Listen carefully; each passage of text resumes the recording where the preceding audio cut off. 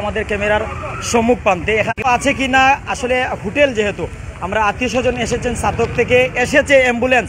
করা হতে পারে ময়নাতদন্ত বেরিয়ে আসতে পারে কোনো রহস্য তবে আমরা উনার ভাইয়ের কাছে চলে যাচ্ছি আপন কোনো মানুষ আইসেন নি ওনার আত্মীয় স্বজন জি জি একটু যদি দয়া শুরু আসসালামু আলাইকুম আপনার বাড়ি কোন জায়গা আমার বাড়ি ফিরপুর আমরা যতটুকু জানি যে সাতক বাড়ি তানোর নাম রুকন এখন থেকে যতটুকু জানছি হোটেল আল জালালো তাই মরদেহ মিলছে তাই না আমার আপন মামাতো ভাই ব্যাপারে কি আমরা জানাই বা তাই সিলেট খানে আইসলা বা কিছু জানেননি আপনারা তাই সিলেট তো প্রায় 20 বছর ধরে থাকুন ও হোটেলও তখন 20 বছর ধরে নাকি অন্যান্য হোটেলে থাকুন আর এই হোটেলও প্রায় 1 বছর ধরে আছে হোটেলও খাজ করোই না সিলেট কোনো প্রয়োজনে আইসো না কোনো কাজও নাই এমনি অন্য মুরগর ব্যবসায়ীর লগে আমি যতটুকু জানি যে ব্যবসা করতে বুঝছেন অতটুকু জানি এখানে আবার পরে হোটেল কর্তৃপক্ষ কিটা জানাইছেন আজকে আমি বুঝছেন ফোন দিছেন আমার ঘরের বাইর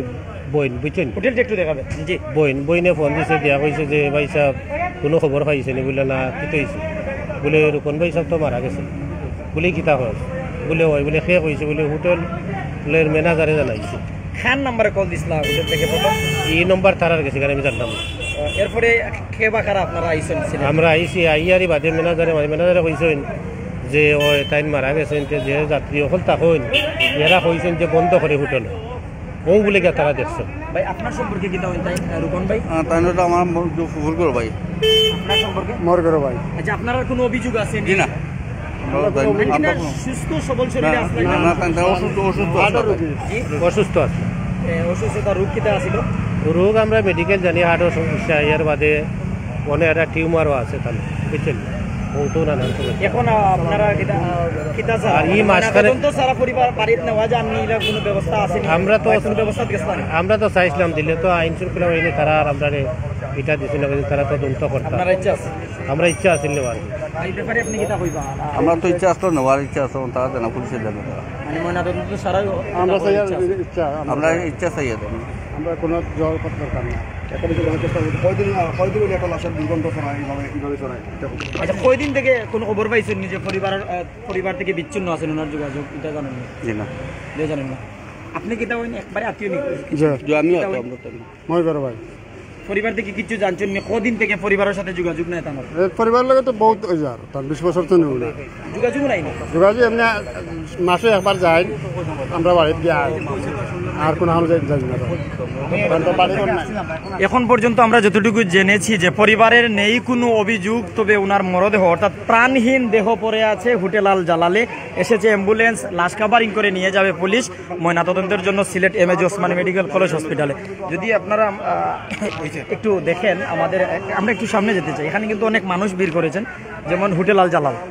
লালবাজার সিলেট ভাই দেখা যাচ্ছে কিনা যদি একটু দেখা যান না যেমন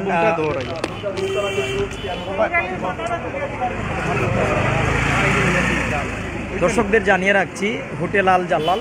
যেখানে তারা হোটেল কর্তৃপক্ষ নাম্বার রয়েছে লালবাজার সিলেট এই হোটেলের ভিতর দূর থেকে যতটুকু দেখা যাবে না ভিতরে যেতে চাই না যদি একটু যে জিজ্ঞাসা করি যে কি হয়েছিল আচ্ছা একটু ভিতর দেখি যেমন এই যে সরু লাইন এখানে কিন্তু ডান বা অর্থাৎ দুনো পাশেই মানুষ যে বসবাস করেন বা মানুষ আবাসিক হোটেল যেহেতু এগুলোতে মানুষ কিন্তু কেউ এক রাত কেউ বা একাধিক রাত থাকতে পারেন এর বিনিময়ে কিন্তু টাকা গুনতে পারে অর্থাৎ আমরা জানার চেষ্টা করবো ওদিকে যদি দেখাতেন এটা হচ্ছে বন্দর যে লালবাজার আছে লালবাজারের গলি ওদিক যদি আপনি দেখেন এর বিপরীত পাশে যেমন বিসমিল্লাহ এন্টারপ্রাইজ তার পাশাপাশি এখানে কিন্তু একটি টাওয়ার রয়েছে বৃহৎ একটি টাওয়ার আলফালা ইলেকট্রনিক্স মার্কেট রয়েছে এখানে কিন্তু অনেক মানুষ ভিড় করে আছেন যারা আমাদের সাথে বিভিন্ন জায়গা থেকে আছেন আপনাদের কোনো কিছু জানার যদি থাকে আপনারা অবশ্যই কমেন্ট করবেন আপনাদের প্রশ্নের উত্তর দিতে আমরা প্রস্তুত আছি ব্যক্তির নাম হচ্ছে রুকন উদ্দিন বয়স যতটুকু জেনেছি যে 45 থেকে 50 হবে আর ওনার বাড়ি হচ্ছে সাতকে আর ওনার আত্মীয় স্বজনের কোনো অভিযোগ নেই তারা চাচ্ছেন ময়নাতদন্ত ছাড়া লাশ নিতে প্রশাসন চাচ্ছে যে ময়নাতদন্ত শেষে দিবে তবে তার ইচ্ছা আছে এতটুকু জানলাম তো যারা আমাদের সাথে বিভিন্ন জায়গা থেকে যুক্ত ছিলেন আপনাদের আমরা ধন্যবাদ জানাচ্ছি শেষ আপডেটটুকু আমরা আপনাদের জানাতে পেরেছি সবাই ভালো থাকুন সুস্থ থাকুন আসসালামু আলাইকুম।